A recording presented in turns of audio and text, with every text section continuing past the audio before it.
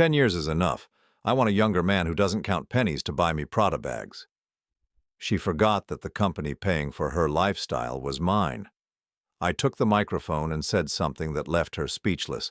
"I'm glad to have you here. Follow my story until the end and comment the city you're watching from so I can see how far my story has reached. My name is Charles, and I'm 60 years old. After 10 years of marriage, I thought I knew my wife Michelle completely. I was wrong about everything." The corporate anniversary party was supposed to be a celebration. 200 guests filled the grand ballroom of the Marriott downtown, crystal chandeliers casting warm light over tables draped in white linen. I had spent months planning this event for my company's 15-year milestone. The champagne flowed freely, laughter echoed through the room, and everyone seemed to be having a wonderful time. I stood near the bar, watching Michelle work the crowd in her red designer dress. She moved with confidence, her blonde hair perfectly styled, diamond earrings catching the light every time she turned her head. At 45, she was still stunning, and I felt proud to call her my wife. She had this way of making everyone feel important when she spoke to them, her hand gently touching their arm as she laughed at their jokes. "Charles, wonderful party," said Robert, one of my biggest clients, shaking my hand firmly. "Michelle looks absolutely radiant tonight." I smiled, sipping my scotch. "She does, doesn't she? I'm a lucky man."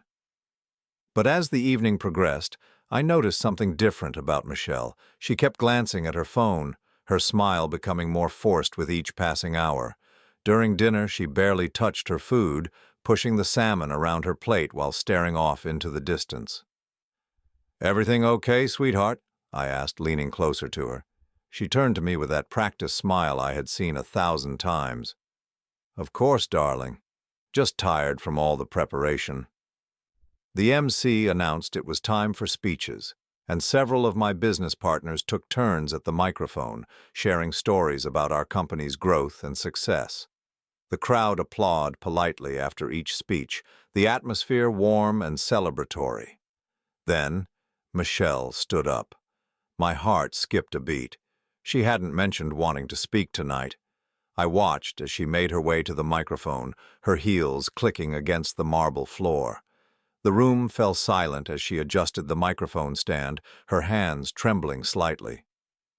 "Good evening, everyone," she began, her voice carrying clearly through the speakers. "I hope you're all having a wonderful time tonight." The crowd murmured appreciatively. I felt a knot forming in my stomach, though I couldn't explain why. Michelle paused, looking directly at me across the room. Her expression was cold, calculated, nothing like the warm woman I had fallen in love with a decade ago. "You know, I've been thinking a lot lately about life, about what we want versus what we settle for," she continued, her voice growing stronger, "about the difference between surviving and truly living." The guests shifted uncomfortably in their seats.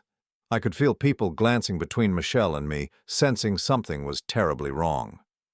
"Charles has been a good provider," she said, gesturing in my direction, "but after 10 years of marriage, I've realized something important. 10 years is enough." My blood ran cold. The room was dead silent now, forks suspended halfway to mouths, wine glasses frozen in mid-air. "I want more than just security," Michelle continued, her voice gaining momentum. "I want passion, I want excitement, I want a younger man who doesn't count pennies when I ask for a Prada bag or hesitate before booking a trip to Paris." Gasps rippled through the crowd. I felt my face burning with humiliation as 200 pairs of eyes turned toward me. My hands clenched into fists at my sides, my wedding ring suddenly feeling unbearably tight. "So tonight, in front of all of you, I'm announcing that I want a divorce," Michelle declared, her chin lifted defiantly. "I deserve someone who can give me the life I truly want, not someone who makes me feel guilty for wanting beautiful things." The silence that followed was deafening. I could hear my own heartbeat pounding in my ears, could feel the weight of every stare in the room. My business partners looked horrified. My employees sat frozen in shock. This was supposed to be a celebration of everything I had built, and my own wife had just destroyed it all. But then something clicked inside me. A calm, cold clarity washed over me as I realized what I had to do. I stood up slowly, buttoning my suit jacket as I walked toward the microphone. Michelle stepped aside, a satisfied smirk playing at the corners of her mouth. She thought she had won, thought she had humiliated me completely. She had no idea what was coming. I adjusted the microphone and looked out at the crowd of faces staring back at me. These were my employees, my clients, my friends. They had just witnessed my wife publicly destroy our marriage, and they were waiting to see how I would respond. "Thank you, Michelle," I said calmly into the microphone, my voice steady despite the storm raging inside me. That was quite a speech. I turned slightly to look at her, noting how her confident expression had shifted to something more uncertain. "You mentioned wanting a man who can afford Prada bags without counting pennies," I continued, my voice carrying clearly through the silent ballroom. "Someone who won't hesitate to book trips to Paris. Someone who can give you the life you truly want." Michelle nodded, her chin still raised in defiance. I smiled then, but it wasn't a warm smile. It was the smile of a man who had just realized he held all the cards in a game his opponent didn't even know they were playing.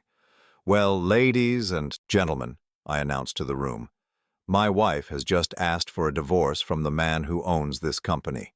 The man whose name is on every paycheck in this room. The man who has been funding her lifestyle for the past 10 years. The gasp that went through the crowd was audible this time. Michelle's face went pale, her confident posture wavering. Every Prada bag, every trip to Paris, every designer dress, including the one she's wearing tonight, has been paid for by the company she just insulted, I continued, my voice growing stronger. The same company that employs half the people in this room and provides services to the other half. Michelle's mouth opened and closed soundlessly, like a fish gasping for air. "So yes, Michelle, you can have your divorce," I concluded, setting the microphone back in its stand. "And you can also find out exactly how much younger men are willing to spend on Prada bags when they discover you don't have access to mine anymore." The room erupted in shocked whispers as I walked back to my table, leaving Michelle standing alone at the microphone, her face flushed with embarrassment and rage. But this was only the beginning. As I sat down and reached for my scotch, I realized that Michelle had just made the biggest mistake of her life. She had forgotten who she was dealing with. The ride home from the party was the longest 20 minutes of my life. Michelle sat in the passenger seat of our Mercedes, her arms crossed tightly over her chest, staring out the window as city lights blurred past. The silence between us was thick with tension, broken only by the soft hum of the engine. I could feel her anger radiating from across the leather seats, but I remained calm. After what she had just done, after the humiliation she had put me through in front of everyone I knew professionally, she had the audacity to be upset with me. When we pulled into our driveway, Michelle finally spoke. "How could you embarrass me like that?" she hissed, her voice low and venomous. "In front of all those people?" I turned off the engine and sat there for a moment, my hands still gripping the steering wheel. "I embarrassed you?" I asked quietly, turning to look at her. "Michelle, you just asked for a divorce in front of 200 people at my company's anniversary party." She rolled her eyes, that gesture I had grown to hate over the past few months. "Oh, please, Charles, don't act like you didn't see this coming. You're not stupid." Maybe not, but I had been willfully blind. As we walked into our house, the same house I had bought and furnished and maintained for the past 8 years, I realized it was time to stop pretending. "You're right," I said, loosening my tie as we entered the foyer. "I'm not stupid, which is why I know about Marcus." Michelle froze halfway up the stairs, her hand gripping the banister. She turned slowly to face me, her face carefully composed, but I could see the panic in her eyes. "I don't know what you're talking about," she said, but her voice lacked conviction. I walked to my study and pulled out a manila folder from my desk drawer. I had been dreading this moment for months, but now it felt liberating. "Marcus Patterson, 28 years old, personal trainer at Elite Fitness," I said, reading from the papers in the folder. "You've been meeting him every Tuesday and Thursday for the past 6 months, but not for workouts." Michelle's face went white. She came down the stairs slowly, her designer heels clicking against the marble steps. "And then there's David," I continued, flipping to another page. "David Chen, 32, investment banker. You've been having lunch with him every Friday at the Ritz-Carlton downtown, except you're not eating lunch, are you, Michelle?" She reached the bottom of the stairs, her breathing shallow. "Charles, I can explain—" "Can you explain this?" I interrupted, pulling out my phone and pressing play on an audio recording. Michelle's voice filled the room, crystal clear through the phone's speaker. "He's such a pathetic old man, David. Honestly, I don't know how much longer I can pretend to find him attractive. But his money makes up for a lot, doesn't it?" David's laughter came through the recording. "You're terrible, Michelle. But hey, at least you're getting something out of it. Just think about that new jewelry collection you were showing me." "Oh, that was just the beginning," Michelle's recorded voice continued. "You should see the credit limits he gave me. The man is completely clueless. I could probably buy a car and he'd just assume it was for groceries." I stopped the recording and looked at Michelle, whose face was now completely drained of color. "There are hours of these conversations," I said quietly. "Hours of you laughing about how stupid and gullible I am. Hours of you planning what you were going to spend my money on next."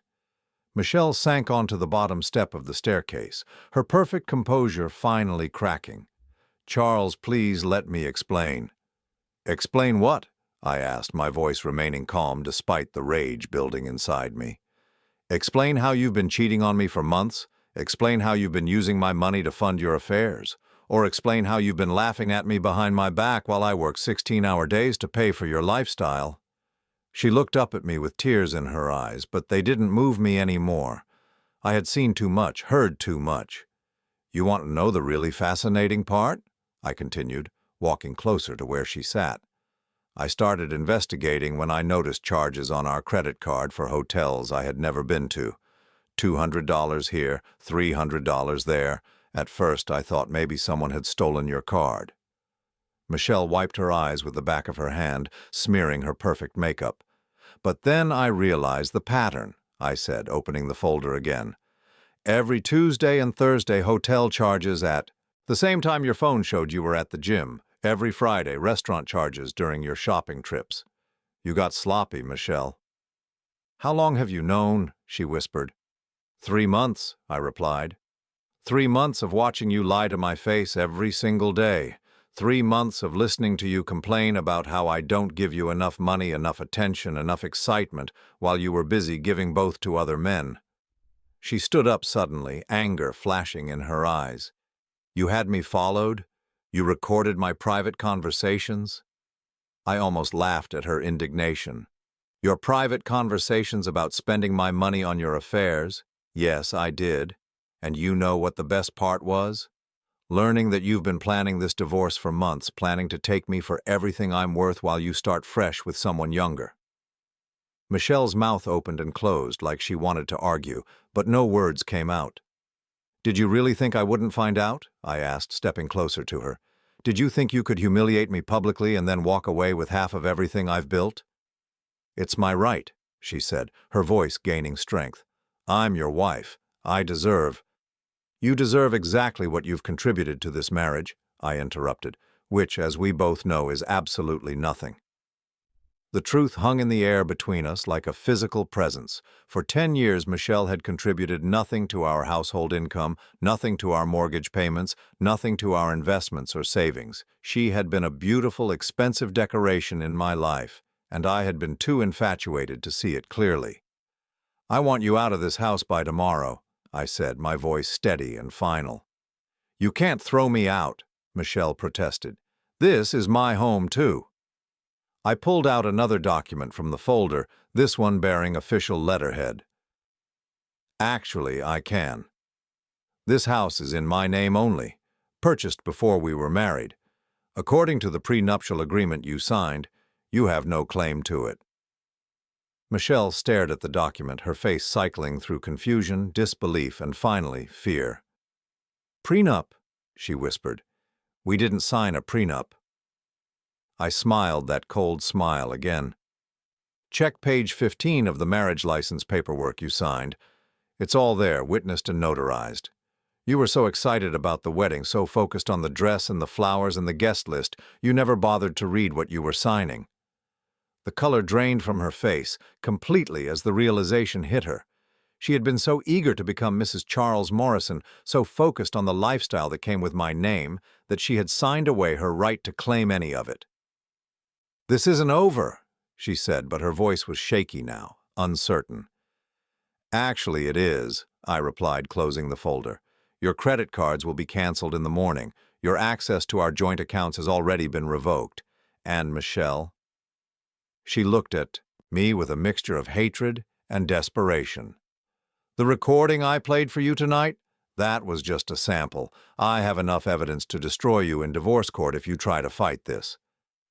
As I watched my wife of 10 years realize that her comfortable life was about to disappear overnight, I felt something I hadn't experienced in months: complete control.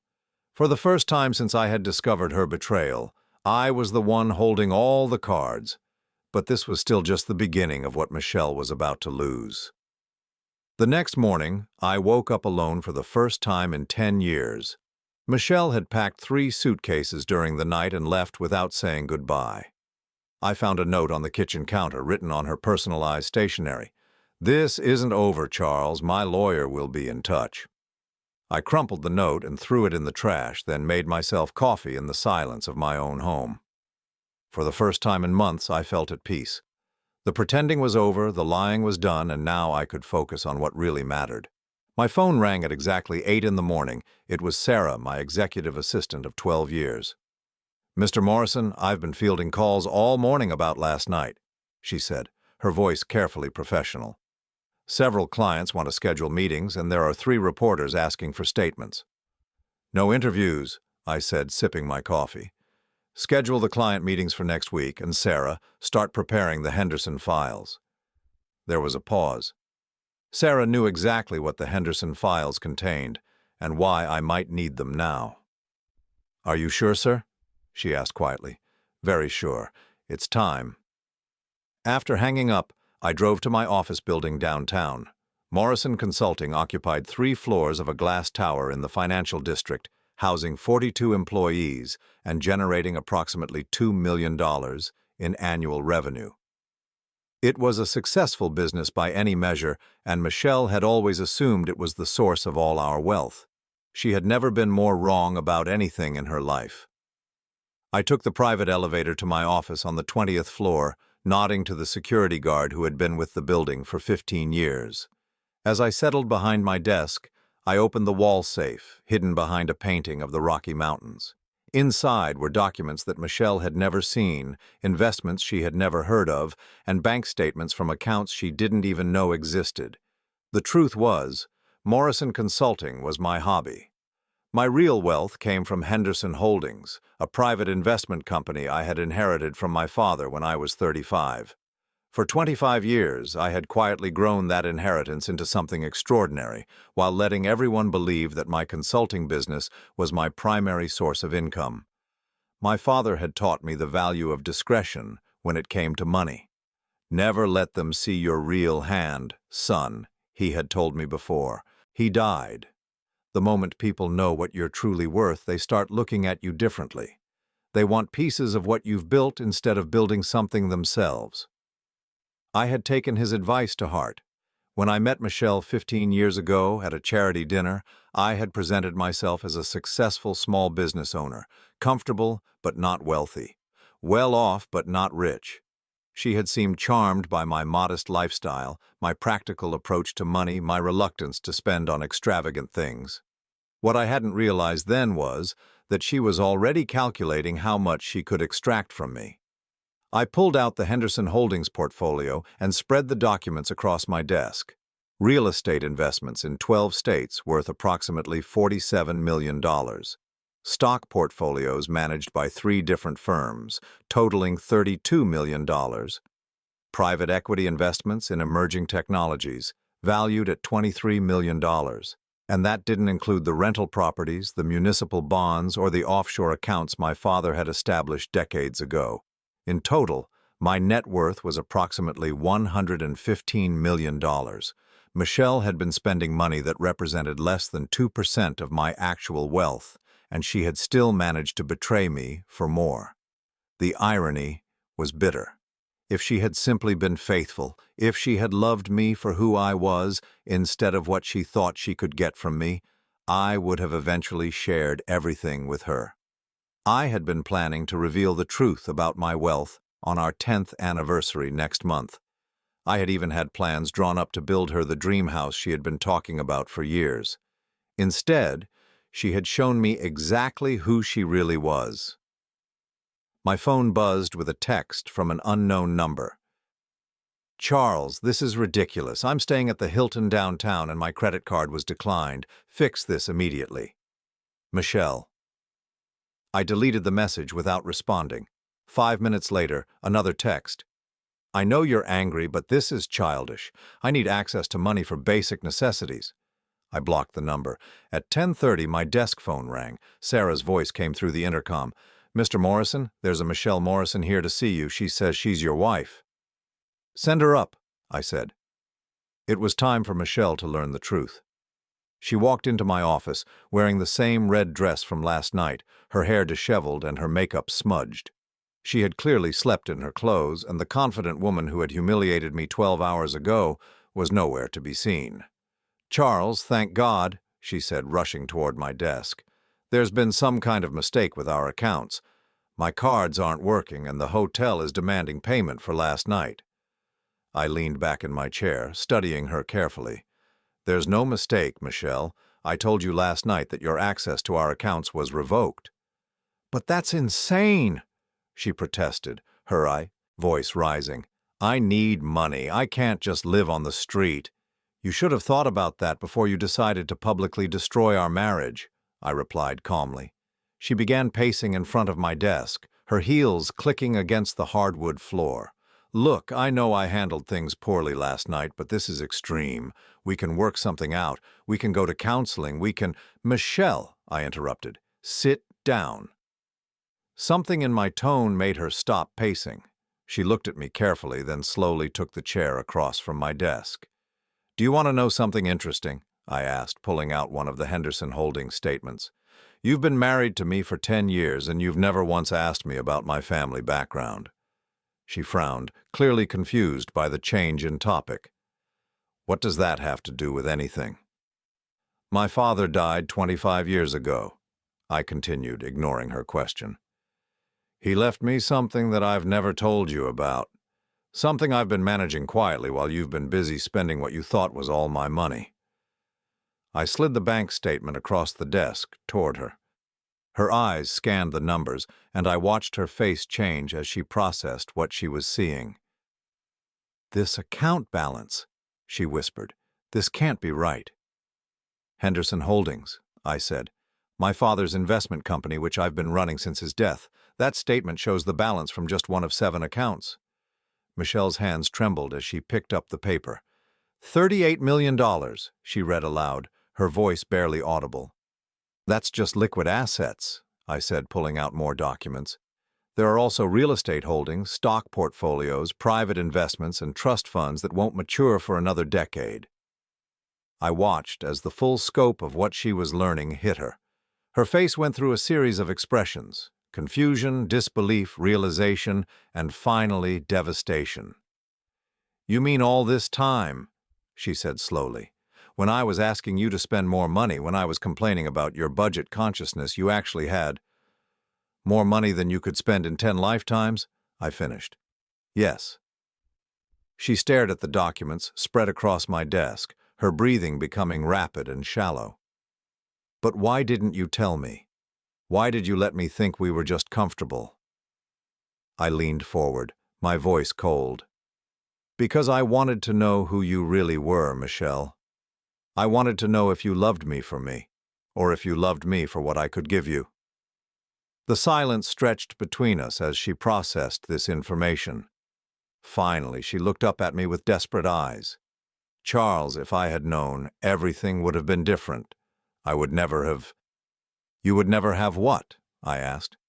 "Cheated on me, used me, humiliated me in public, or you just would have been more careful not to get caught?" She opened her mouth to respond, but no words came out. We both knew the answer. "Here's the thing, Michelle," I said, gathering the documents back into a neat pile.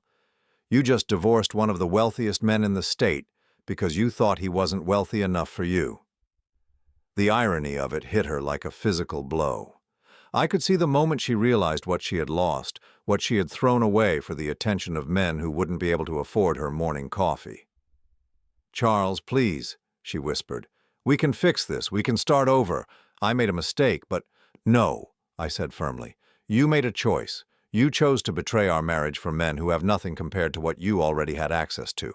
You chose to humiliate me in front of everyone I work with, and most importantly, you chose to do all of this while spending money that you now know represented pocket change in my real financial picture." I stood up and walked around my desk to where she sat, frozen in shock.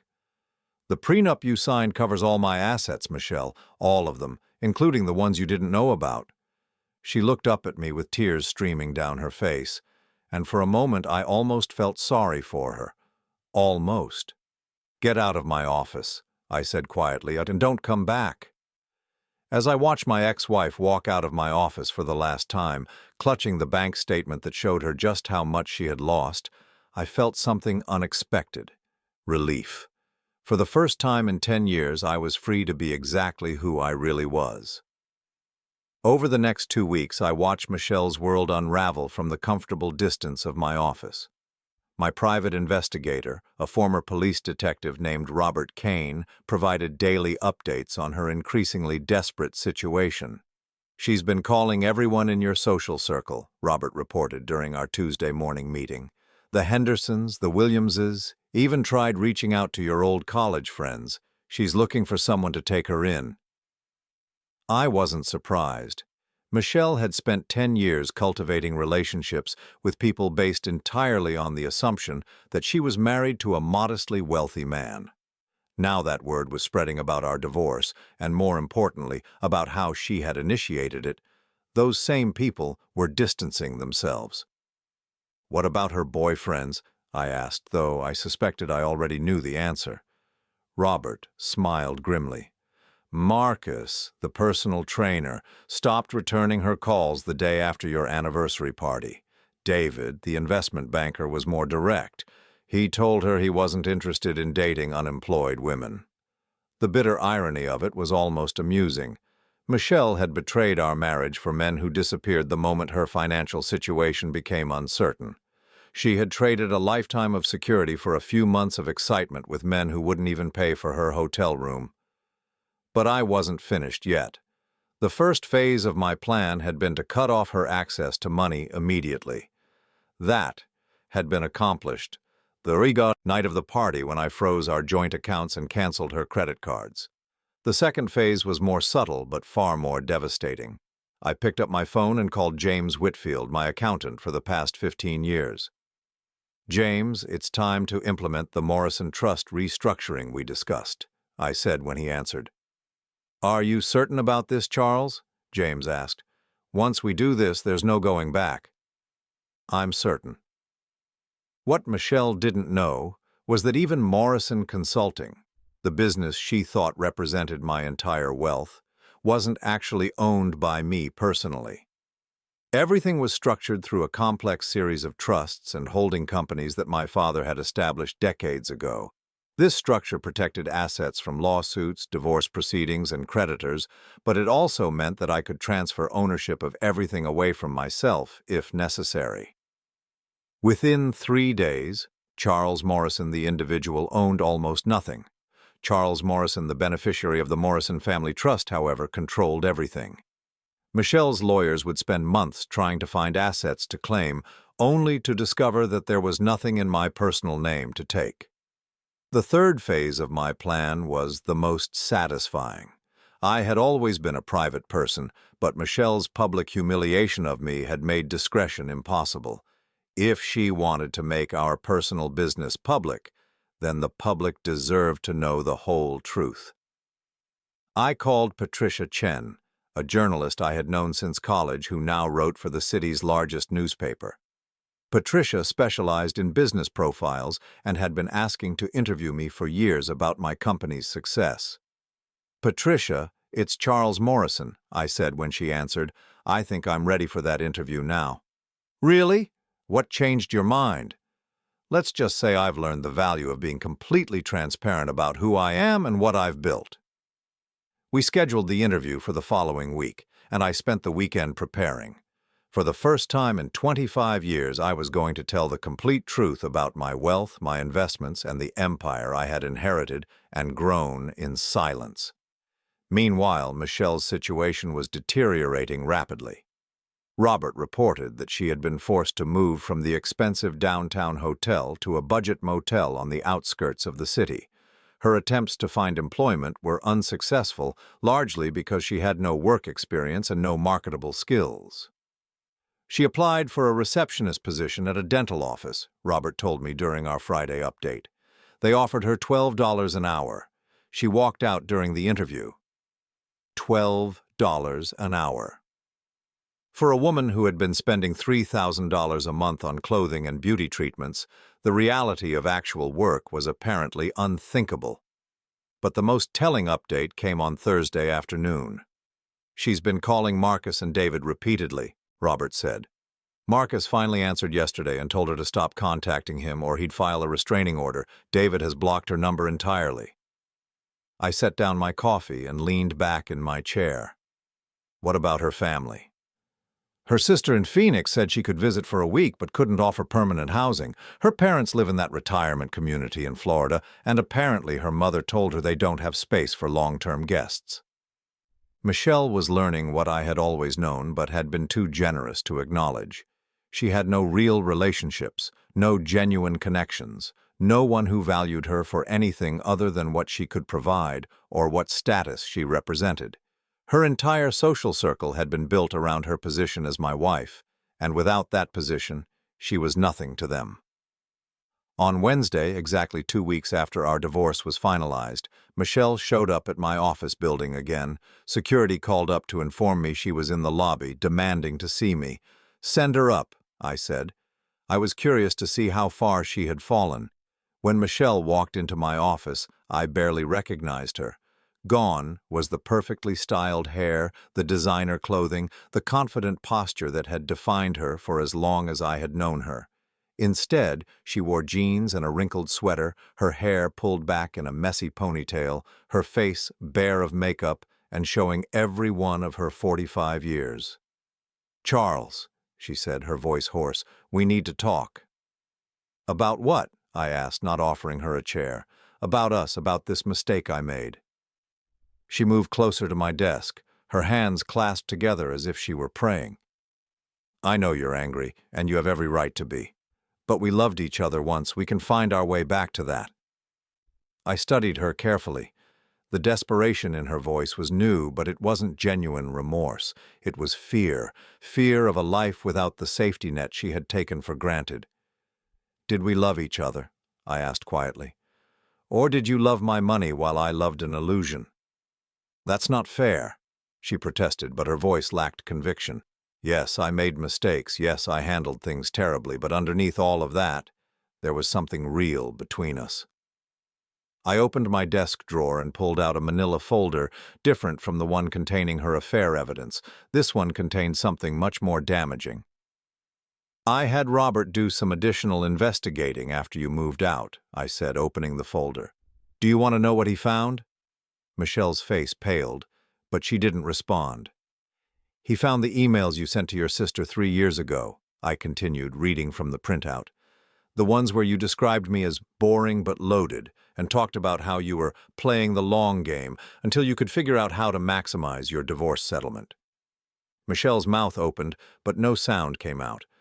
"He also found the conversations you had with your friend, Jennifer, about finding a divorce attorney who specialized in bleeding rich husbands dry." That was 6 months ago, Michelle. 6 months before you started your affairs. I set the papers down and looked at her directly. "You didn't make a mistake. You executed a plan. The only mistake was getting caught before you could finish what you started." She slumped into the chair across from my desk. her composure finally breaking completely. "Charles, please. I have nothing. Nowhere to go, no money, no job prospects. I'm 45 years old and I've never worked a real job in my life. That's not my problem anymore," I said simply. "You can't just leave me with nothing," she said, her desperation turning to anger. "I was your wife for 10 years. I contributed to your life, to your success." I laughed, but there was no humor in it. "What exactly did you contribute, Michelle? You didn't work, you didn't clean, you didn't cook, you didn't manage our finances or social calendar or anything else that might be considered a contribution to our marriage. You spent money and looked beautiful at parties. That was the extent of your contribution." The truth of it hung in the air between us. Michelle had been what my grandfather would have called a decoration, beautiful to look at, expensive to maintain, but ultimately serving no practical purpose. "I'm not going to let you destroy me," she said, her voice rising. "I'll fight you in court. I'll tell everyone about how you hid your money, how you lied to me about what you were worth." "Go ahead," I said calmly. "Tell everyone how you divorced a man worth over $100 million because you didn't think he spent enough money on you. Tell everyone how you cheated on him with unemployed men because you wanted more excitement. Tell everyone how you planned to take him for everything he was worth while mocking him behind his back." Michelle's face crumpled as she realized her threats were empty. Any attempt to destroy my reputation would only make her look worse. "The interview comes out Sunday," I added. "Patricia Chen from the Herald. A complete profile of my business empire, including the assets you never knew about. By Monday morning, everyone in the city will know exactly what you walked away from." I stood up and moved to the door, opening it for her. "Goodbye, Michelle. Don't come back." As I watched her walk toward the elevator, shoulders shaking with silent sobs, I felt something I hadn't experienced in months: complete peace. The woman who had manipulated and used me, who had planned to destroy me financially while mocking me emotionally, was finally facing the consequences of her own choices. But more importantly, I was finally free to live the life I actually wanted, surrounded by people who valued me for who I truly was, rather than what they thought they could get from me. The newspaper interview was published on Sunday morning, and by noon my phone was ringing non-stop. Patricia Chen had done exactly what I had hoped she would do. She had told the complete truth about my financial empire while subtly revealing the circumstances of my recent divorce. The headline read, "The Silent Billionaire: How Charles Morrison Built a Fortune While Flying Under the Radar." The article detailed my inheritance from my father, the growth of Henderson Holdings, and my decision to live modestly while quietly accumulating wealth. Most damaging to Michelle's reputation, however, was Patricia's description of how my marriage had ended. Morrison's recent divorce came after his wife publicly announced at a company party that she wanted to leave him for someone who could afford a more luxurious lifestyle, Patricia had written. What she apparently didn't know was that her husband's actual net worth exceeded $100 million, making her declaration one of the most expensive mistakes in recent history. I was reading the article for the third time when Robert Kane called with an update that both amused and disgusted me. "She's been calling the newspaper all morning," he reported, demanding they print a retraction, claiming the article is full of lies. Patricia Chen told her that everything was verified through public records and interviews with financial institutions. "What about her living situation?" I asked, though I suspected I knew the answer. "She was evicted from the budget motel yesterday for non-payment. She's been staying in her car in a Walmart parking lot." Michelle Morrison, who 6 months ago had been complaining that I wasn't buying her expensive enough jewelry, was now homeless. The irony would have been funny if it weren't so pathetic. But the real earthquake came on Monday morning. I arrived at my office to find Sarah waiting with a stack of messages and a concerned expression. "Mr. Morrison, we've received calls from 17 different attorneys since the article was published," she said, setting the messages on my desk. "They're all representing women who want to speak with you about their own divorce situations." I raised an eyebrow. "What kind of calls?" "Women whose husbands left them after 20 or 30 years of marriage," Sarah explained. "They read about your situation and want legal advice about hidden assets.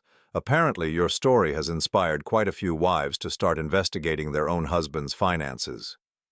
The unintended consequence of my public revelation was that other women were now questioning whether their own spouses had been hiding wealth from them.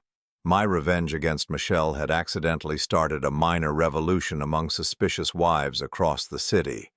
But the more significant development came at 10:30, when Sarah announced that Marcus Patterson was in the lobby asking to see me. Michelle's former lover, the personal trainer who had disappeared the moment her money was cut off, apparently wanted to have a conversation. "Send him up," I said, was curious about what the young man could possibly want to discuss. Marcus was everything I had expected. Tall, muscular, artificially tanned, and wearing clothes that cost more than most people made in a week. He walked into my office with the kind of confidence that comes from a life of easy victories and minimal consequences. "Mr. Morrison," he said, extending his hand, "thank you for seeing me." I didn't shake his hand. "What do you want, Marcus?" He shifted uncomfortably, apparently not used to such direct treatment. "I wanted to apologize for my involvement with your wife. I had no idea she was married when we first met." I leaned back in my chair, studying him. "That's interesting, because my investigator has recordings of conversations where she specifically mentioned being married. She told you I was a tight-fisted small business owner who never bought her nice things." Marcus's confident facade cracked slightly. "Look, Mr. Morrison, I'm not proud of what happened. But Michelle told me you two were practically separated, that the marriage was over in everything but name." "And you believed that?" I asked, "or did you just not care because you thought you were getting access to easy money through her?" The truth was written all over his face. Marcus hadn't seduced Michelle. Michelle had seduced him with promises of what my money could buy. He had been just as much a user as she was, just less successful at it. "Here's what I think happened," I said, standing up and walking around my desk. "I think Michelle convinced you that I was moderately wealthy and completely oblivious. I think she promised you that once she divorced me, she'd have enough money to support both of you in the lifestyle you wanted." Marcus said nothing, but his silence was confirmation enough. "I think you encouraged her affair because you thought it would lead to a profitable divorce settlement that you could share," I continued. "What you didn't realize was that you were helping her destroy the only source of real wealth either of you would ever have access to." I walked back to my desk and opened the folder containing the financial statements I had shown Michelle. "Do you know what she could have had if she had simply been faithful?" I asked, showing him the Henderson Holdings portfolio. "Do you know how much money she threw away for a few months of excitement with you?" Marcus stared at the numbers, his face going pale. That's really what you're worth?" "That's a fraction of what I'm worth," I replied, closing the folder. "And Michelle gave up all of it because she thought you and David Chen represented a better investment than her marriage." I could see the moment it hit him. Marcus realized that he had participated in destroying the very thing he had been hoping to benefit from. His greed and Michelle's stupidity had combined to eliminate the wealth they had both been planning to exploit. "Mr. Morrison," he said, his voice now shaky, "is there any way? Could you talk to her about working things out?" I almost laughed. "You want me to take back the woman who cheated on me with you so that you can continue having access to her money?" "It's not like that," he protested, but we both knew it was exactly like that. "Get out of my office," I said quietly, "and don't come back." After Marcus left, I called Robert for another update on Michelle's situation. "It's gotten worse," he reported.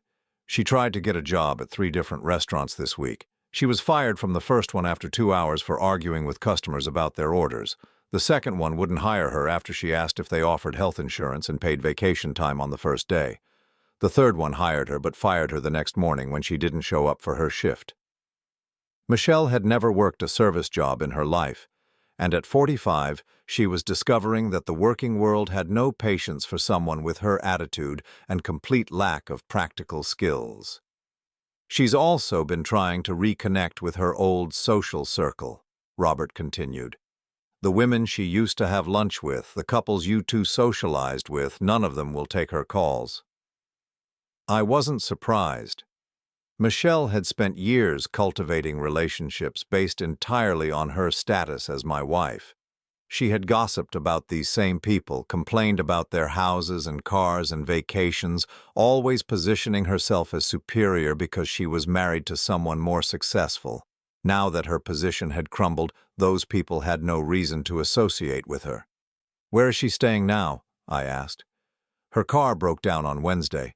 She's been sleeping at a homeless shelter downtown." Michelle Morrison, who had once spent $2,000 on a single handbag without thinking twice, was now sleeping in a homeless shelter. The woman who had humiliated me for not being wealthy enough was discovering what actual poverty looked like. But the final blow came on Friday afternoon. David Chen, the investment banker who had been Michelle's other affair partner, called my office. Sarah announced that he wanted to schedule a business meeting to discuss investment opportunities. "Send him up," I said. I was beginning to see a pattern in these visits from Michelle's former lovers. David was everything Marcus wasn't: sophisticated, well-dressed, articulate. He walked into my office with the polished confidence of a man who made his living managing other people's money. "Mr. Morrison," he said, shaking my hand firmly, "thank you for seeing me. I know this is an unusual situation." "That's one way to put it," I replied, gesturing for him to sit down.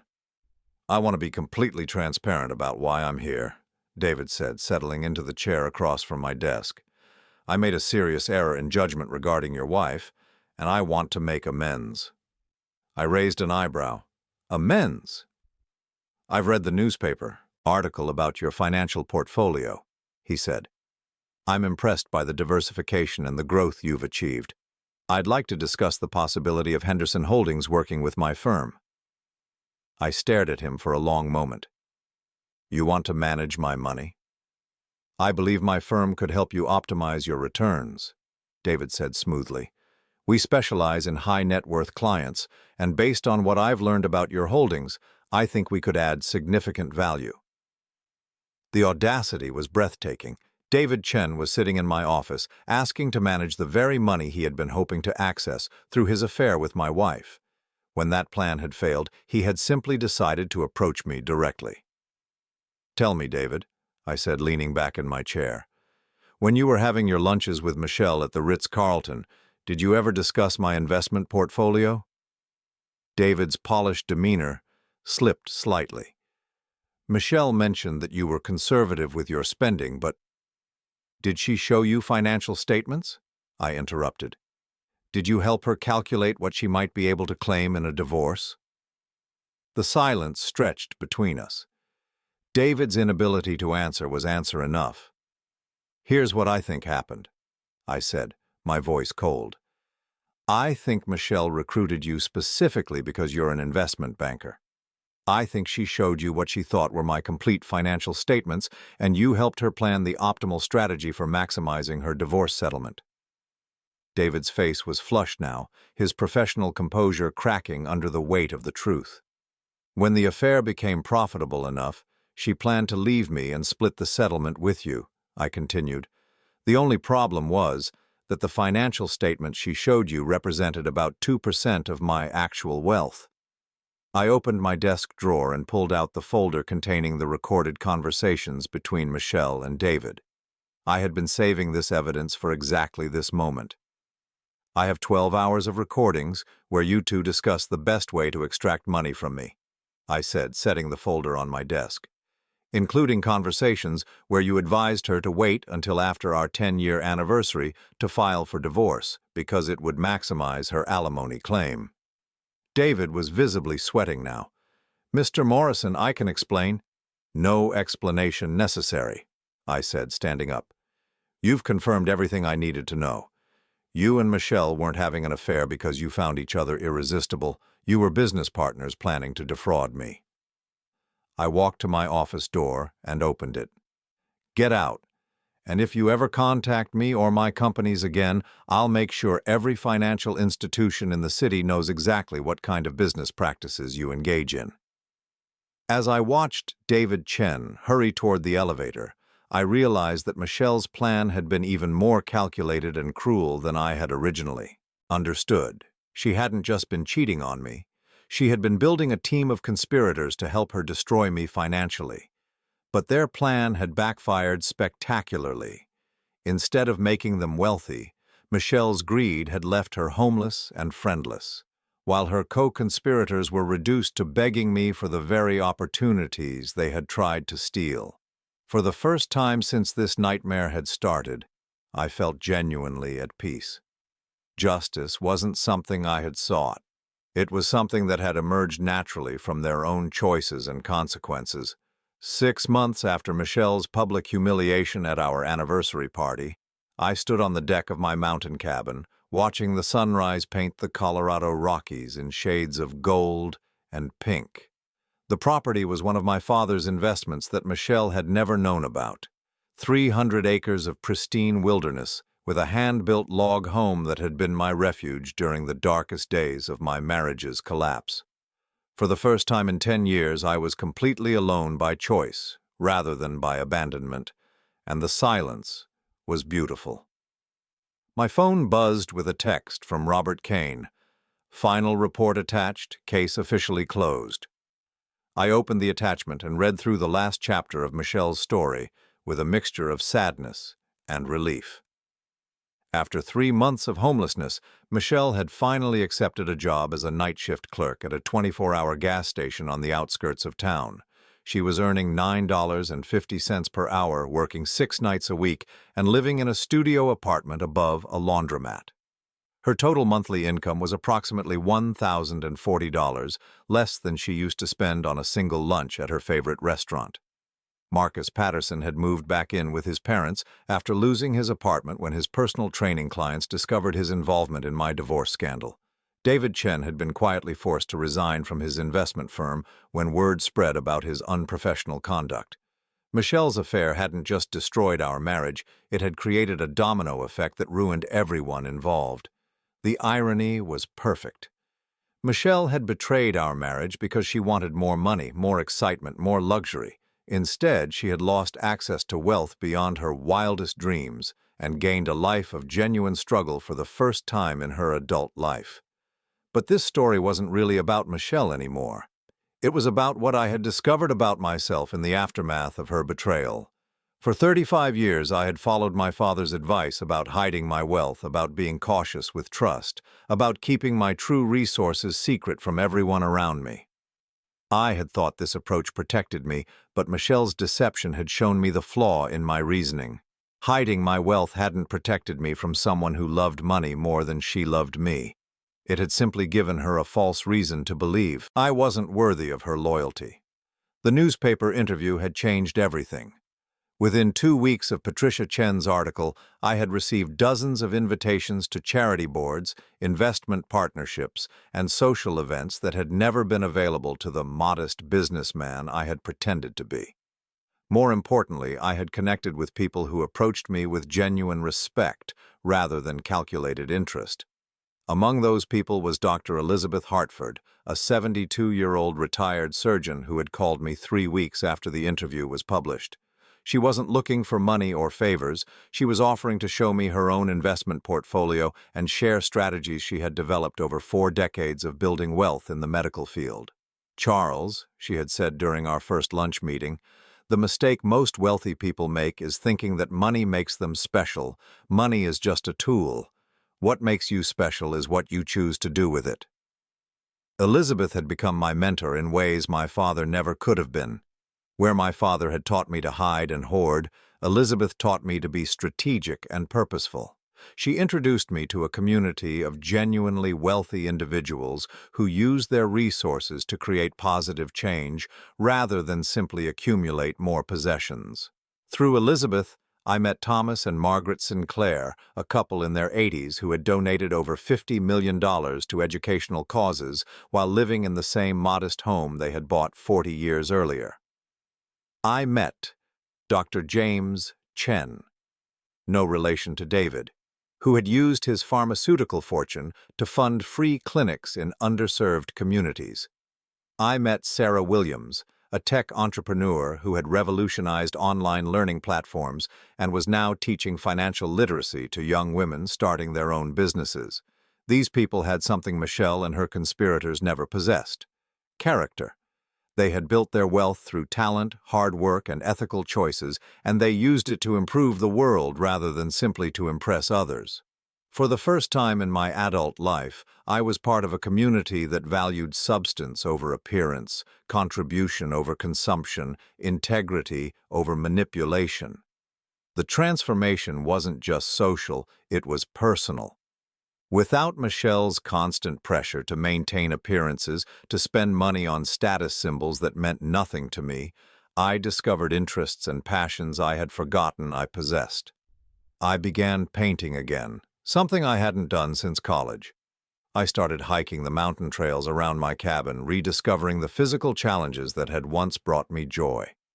I read books for pleasure rather than just business, traveled to places I wanted to see, rather than places Michelle thought would impress her friends. Most surprisingly, I found myself genuinely interested in philanthropy for the first time. Not the performative charity work that Michelle had insisted. We participate in for social reasons, but real, meaningful contributions to causes that mattered to me. Through Elizabeth's guidance, I established the Morrison Education Foundation, focused on providing scholarships to first-generation college students from low-income families. I funded 3 new computer labs at the community college, where my father had taken night classes before starting his business. I quietly paid off the medical debt for 12 families who had been bankrupted by healthcare costs. None of these donations were publicized or acknowledged. I made them because they felt right, because they honored my father's memory in ways that simply accumulating more wealth never could. But the most meaningful change was in my personal relationships. Free from the performance and pretense that had defined my marriage, I was able to form genuine friendships based on mutual respect and shared interests. 6 months after the divorce, I met Anna Prescott at a charity auction for the local children's hospital. She was a 62-year-old widow who had spent her career as a high school English teacher and was now volunteering with literacy programs for adult learners. We started talking about books and discovered we both loved historical fiction and biographies. Anna knew exactly who I was. The newspaper interview had made my financial situation public knowledge, but she treated me exactly the same way she treated everyone else. When I offered to donate money to her literacy program, she insisted on showing me detailed budgets and impact reports. When I suggested an expensive restaurant for our second dinner, she recommended a small Italian place run by one of her former students. "Charles," she said one evening as we walked through the park near her apartment, "you're a good man who happened to marry a bad woman. Don't let her choices define how you see yourself or how you trust others." Anna was right. Michelle's betrayal had been about Michelle's character, not about mine. Her inability to value what we had together was her failing, not evidence that I was unworthy of genuine love. As the months passed, I realized that Michelle had actually done me the greatest favor of my life by asking for that divorce. She had forced me to stop hiding who I really was, to stop accepting relationships based on pretense and performance, to stop settling for a life that felt empty despite being financially successful. The final piece of closure came on a Tuesday morning in November, almost exactly 1 year after our anniversary party. Sarah handed me an envelope that had arrived by regular mail, my name written in Michelle's familiar handwriting. Inside was a single page, handwritten on cheap notebook paper. "Charles, I know I have no right to contact you, and I don't expect you to respond to this letter. I just wanted you to know that I understand now what I threw away. Not just the money, though I think about that every day when I'm working. My third job and wondering how I'll pay rent. I threw away a man who loved me unconditionally and would have given me anything if I had simply been grateful for what I already had. I'm not asking for forgiveness or a second chance. I just wanted you to know that I realize I made the biggest mistake of my life. I hope you find the happiness I was too selfish to appreciate. Michelle." I read the letter twice, then walked to the fireplace in my office and dropped it into the flames. Watching it burn, I felt the last weight of our failed marriage lift from my shoulders. That evening, I called Anna and asked if she'd like to come to my mountain cabin for the weekend. Not because I wanted to impress her with my property, but because I wanted to share the sunrise with someone who would appreciate its beauty for its own sake. "I'd love to," she said simply. "Should I bring anything?" "Just yourself," I replied, and for the first time in years I meant exactly what I said. As I hung up the phone and looked around my office, the same office where Michelle had once demanded I give her access to money she had never earned, where Marcus and David had tried to convince me to reward them for betraying me, I realized that my father's advice about discretion had been half right. The key wasn't hiding who you were. It was being selective about who you revealed yourself to. It wasn't about protecting your money from everyone. It was about sharing your life only with people who valued you for reasons that went beyond your bank account. I had learned to recognize the difference between people who wanted something from me and people who simply wanted to know me. It had taken Michelle's spectacular betrayal to teach me that lesson, but it was a lesson worth learning. At 60 years old, I was finally free to be exactly who I was, with exactly the people who deserved to know the real Charles Morrison. And for the first time since my father died, I was genuinely happy with the life I had built. The empire was no longer silent. More importantly, it was no longer lonely.